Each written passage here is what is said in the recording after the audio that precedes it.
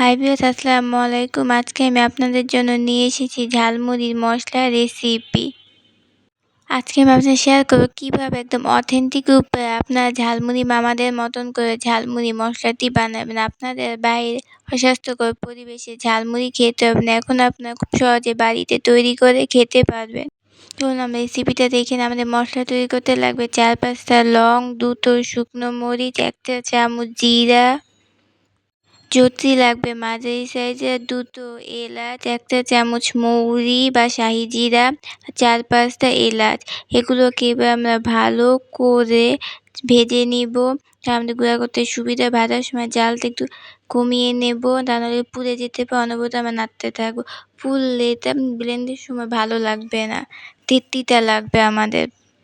এখানে আমরা মশলাটা গুঁড়া করে নিয়েছি। আমাদের ভালো করে গুঁড়া করে নিতে হবে, নাহলে এগুলো ভালো হবে না খেতে। আমার চুলে একটি কড়াইতে দিয়ে দেবো 1 কাপের মতন সরিষার তেল। এটা সরিষার তেল দিয়ে বানালে খেতে ভালো হবে। আপনারা চাইলে সয়াবিন তেলও দিতে পারেন। তারপর দিয়ে দেবো 1 চামচ রসুন বাটা। দিয়ে আমরা এটাকে ভালো করে জাল করে নেব, যাতে এটা কাঁচা গন্ধটা চলে যায়। চুল আঁচ রাখবো মিডিয়াম হাইতে। এটা আমাদের সময় নিয়ে করতে হবে কাজটা। আমি অনবরত নাড়তে থাকবো। তারপর এখানে যে পেঁয়াজ বাটা 1/2 কাপ, এটাকে আমরা ভালো করে মিশিয়ে নেব। কাঁচা গন্ধ এবার দেব 1 চামচ হলুদ, 1 চামচ মরিচের গুঁড়া, 1 চামচ ধনিয়ার গুঁড়া। এগুলো আবার দেবো স্বাদ মতন লবণ দিয়েছি 1 চামচ, আপনার স্বাদ মতন দিবেন। এরপর আমরা এগুলোকে ভালো করে মিশিয়ে নেব, জাল করে নেব। তারপর দিয়ে দিব পানি। তারপর আমরা এখানে যে মশলাটা তৈরি করেছি সেটা সম্পূর্ণ দিয়ে দিব। এটাকে আমরা ভালো করে মিশিয়ে নেব, যাতে মশলার গন্ধটা না থাকে।